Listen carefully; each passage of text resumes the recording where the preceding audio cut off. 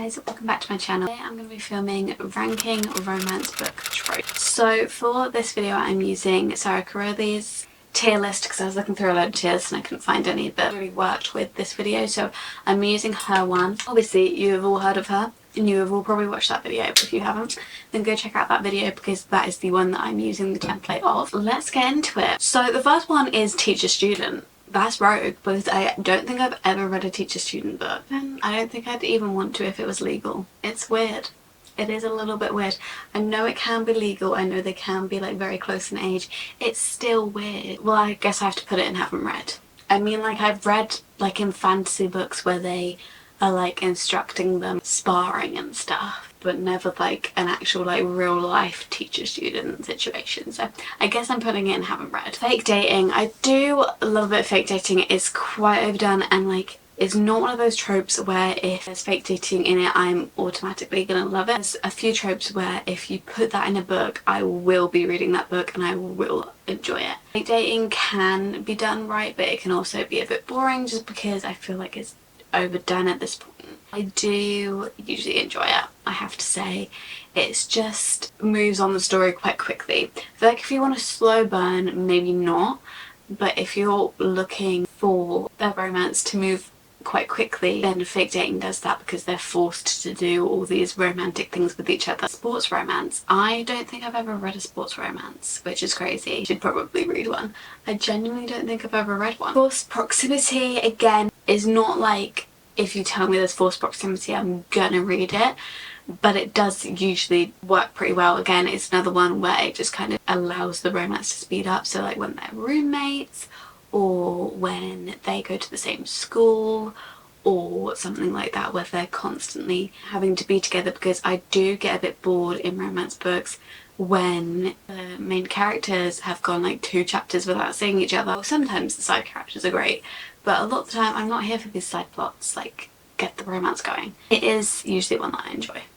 Bad boy, good girl. I enjoy it in a fantasy because usually it's just because she hasn't been taught and she hasn't been brought up in the way to be able to do all these things, but then throughout the book she gets taught all these things and by the end of the book or by the end of the series she's like this totally different person and she can take on all the baddies. I love that. But when it's in a normal romance, it makes me cringe. It doesn't hit unless done right.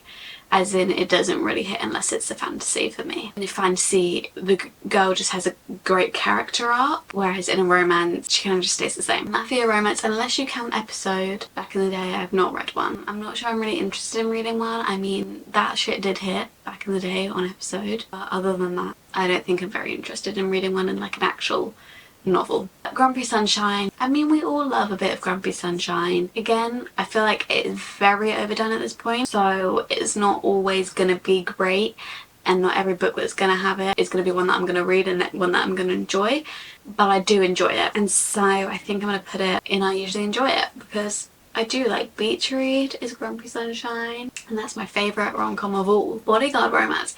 I've only read one bodyguard romance in which the girl is the bodyguard. I don't think of any other books that have a bodyguard in it. I'm pretty sure the only one I've read is Bodyguard by Catherine Center, and that one is the girl that's the bodyguard, so I think it's a bit different than what this trope usually is. I guess that is still a bodyguard romance, but I don't know what it would be like the other way around. I don't know if I'd enjoy that. It doesn't hit unless done right. We've got Right Person, Wrong Time. This is basically normal people, and I do love normal people, but this trope does annoy me. In every other book, I feel like normal people I'm so biased towards. Everything in normal people, like miscommunication, Right Person, Wrong Time. In other books, that's my complaint. Like, I'm like, oh, this book had too many miscommunications, or this book the characters were acting stupid or whatever. But for some reason normal people, I enjoy it. So I guess it just doesn't hit unless it's done right. Only One Bed. I mean, it's a classic. You're never gonna get me disappointed at the fact that they've gone to an inn and there is only one bed left. Unless it is like a Catfish one bed where they just end up sleeping on the floor. You know, it's not my favourite. I'm not gonna read a book because it has one bed trope in it. However, it's a little fun moment. It moves the romance along, so I will probably put it in I usually enjoy it. But it's not really like a massive part of the book, is it? So I'm not just gonna read it because it's got that trope in it, because that trope usually lasts like a couple pages. Then we've got Love at First Sight. No, it's boring. Actually, Okay, so if it's love at first sight and it's like insta love, like at the start of the book you know they love them and it's like, oh, you've just literally fallen in love at first sight and what is the rest of the book going to be about? But if it's love at first sight where it's like enemies to lovers and then they're like, I actually loved you at first sight, so then it's like fake enemies to lovers, then I'll like it. But if you know that it's love at first sight, then it's boring, if you catch my drift.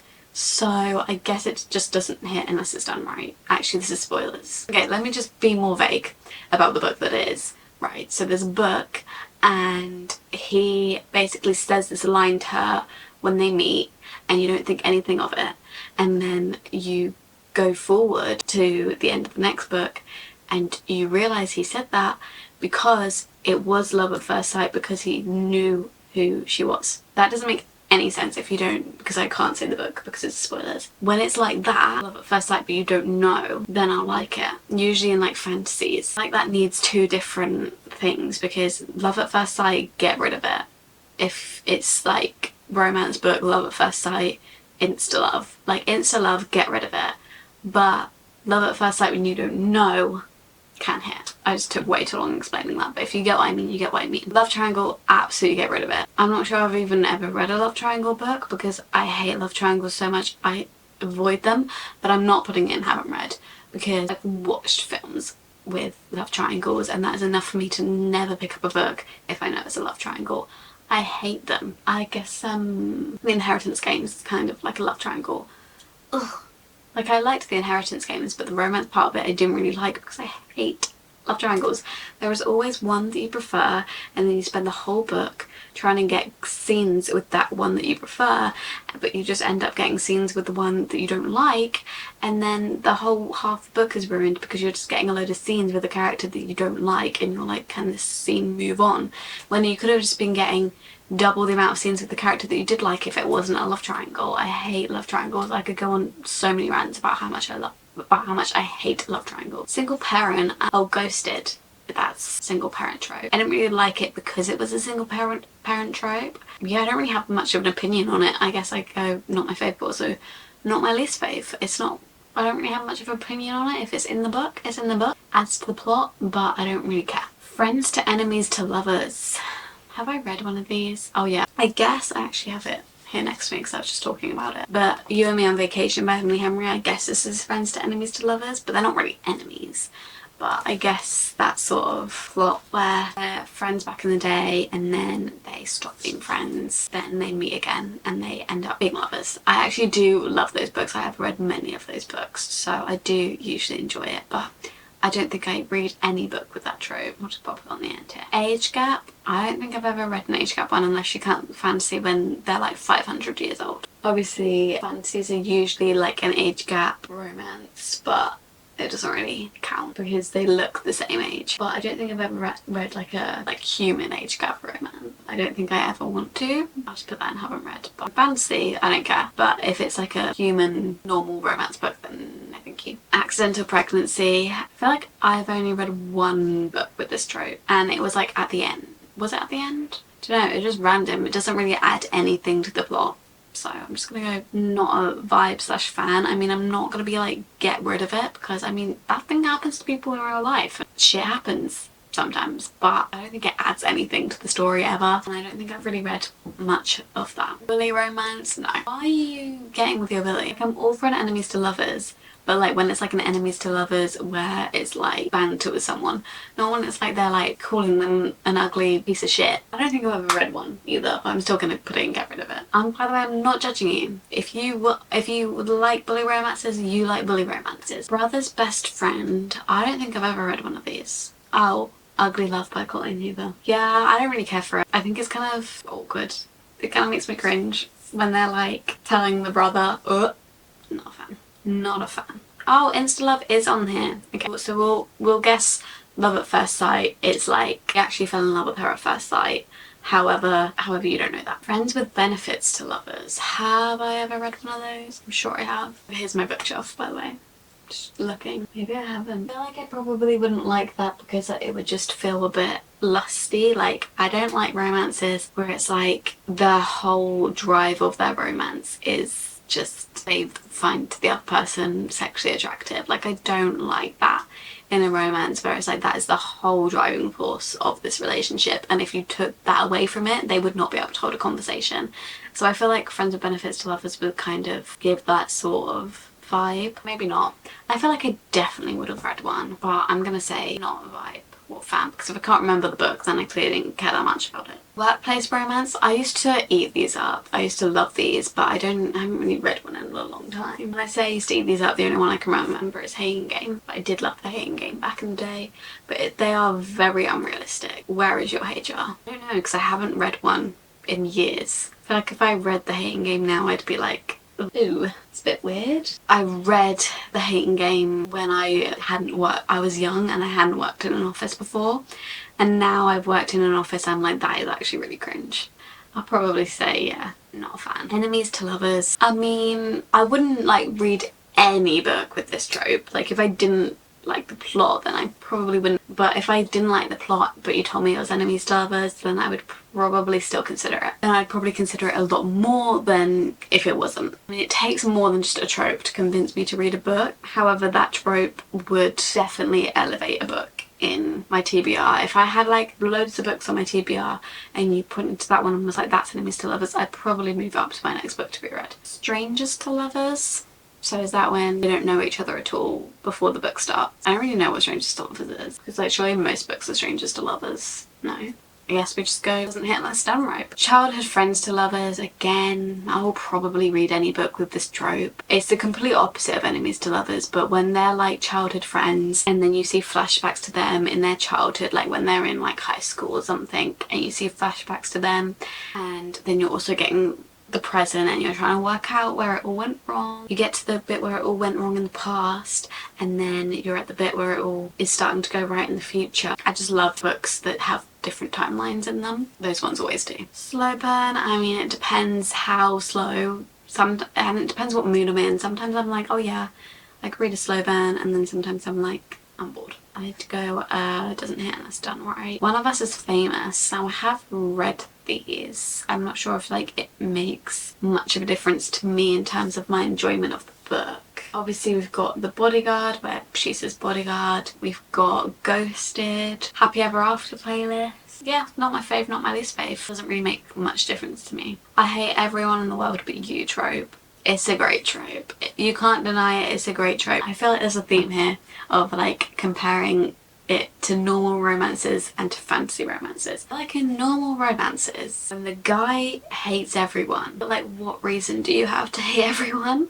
It's like in normal romances where the guy's like, I'll kill anyone who touches you, and it's like, no, but like will you though? Because you're like a scrawny little man, so like would you? Whereas in fantasy books they normally have like powers and like they would actually do that. And I feel like some other things that they say in romances when they're like, oh, one of those I hate everyone but you characters is like literally just a guy who works in an office and have a dog and you live in a stinky old apartment. Like, I don't think you're gonna be doing that. Also, in books like Things We Never Got Over, when the guy is just rude, I feel like you can hate people in the world. You can be like, oh, I don't really like people, and you can still be a nice person. But when the guy is just rude to people, especially other women, like that character has done nothing but look their way and they are rude to them, I don't like that. I guess it just doesn't hit unless done right. But I'll put it right at the front, because when it does do it right, I do love it. When it's like the guy is just an actual horrible person, then no. Like Knox from Things We Never Got Over. I'm sorry, I know so many people like that, but I hate that man. And then we've got Right Person, Not Enough Time. It's a no from me. I hate sad books. I hate reading books with sad endings. I'm not here to be sad. I'm here to be left happy. I don't think get rid of it. I think it serves its purpose. And you know, sometimes you want to watch a sad film. Sometimes I'll find myself wanting to watch a sad film, but I will never want to read a sad book, because that is too long to spend reading and spend dedicating your life to reading this book for then it to end in a way that you don't want it to. No thank you, but I do get that there are people that like sad books, and maybe one day I will be one of those people, but for now I'm not. Then we've got Friends to Lovers. I don't love this one as much as Childhood Friends to Lovers. I much prefer Childhood Friends to Lovers if we're going to do the whole Friends to Lovers thing. Yeah, I'll probably put not my fave, but not my least favourite. We've got Good Boy, Bad Girl. Again, I think I'd probably put it in the same place as Bad Boy, Good Girl. Sometimes they can make the bad girl extremely cringe. Like, the bad boy can equally be extremely cringe. Again, it's one of those things, works in fantasies and does not work in contemporary romances. Sometimes they're like a bad girl in contemporary romances or a bad boy, and it's like the situation did not call for that crazy of a reaction. When you're in a fantasy, like, yeah, you've got to go around like killing people and stuff. When you're in a contemporary romance, it's like they just don't say their please and thank yous, and that makes them a bad girl or a bad boy. Insta love, get rid of it. It's so boring. What are we doing for the rest of the 300 pages of the book then? We're already in love. Like, what's happening?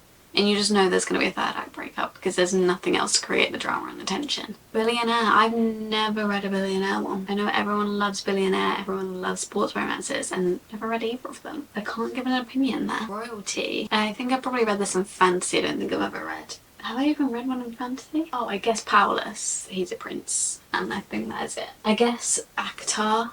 High Lords, basically royalty in their lands. I think it's just not my fave, not my least fave. I don't really care if it's in there or not. It doesn't really make much difference to the plot of the story, but it's cool. Secret relationship, yeah, again, I don't really care. It's not my fave, not my least fave. Doesn't really do much for the story for me. I prefer like a fake dating compared to a secret relationship. Oh, forced proximities twice. Second chance romance. When I tell you I'll read any book with this plot. Tell me a book is enemies to lovers or childhood friends to lovers. That'll push it up on my TBR and I'll be more interested to read it. If you tell me a book second chance romance, I'm reading it. Best trope out there. Okay, these are the ones that we have left. So we've got best friend's brother. Have I ever read one of these? It just reminds me of Victoria, so I'm really trying hard not to sing that song right now. Can't say I've ever read one. Marriage of Convenience. Can't say I've ever read one. Stepbrother romance. Jesus. I have definitely never read one of those. And I would also probably say to get rid of it. I'm not judging you. I am a little bit. That is incest. I guess we've all watched Clueless though, so here is my finished ranking of romance book tropes. I knew my favourite when I started this was second chance romance. I'd probably say like insta love is the best in that category. Love triangle is probably my worst trope that I've read. As I said, I have not read a bully romance or a stepbrother romance, but I'm just like, please, I don't want to see them. Maybe I should remove those I haven't read. Okay, fine, I will. If you want to recommend me any second chance romances, please do, and please never recommend me a love triangle romance because I will not be reading it. I guess Hunger Games kind of is. I know who she ends up with. Hope you enjoyed this video. Please give it a thumbs up if you did. Subscribe down below and you'll be notified every time that I upload. Let me know in the comments what your favourite tropes are. Follow my Instagram and my TikTok. They are both at _libraryofeden, and I will see you in my next video very, very soon. Bye.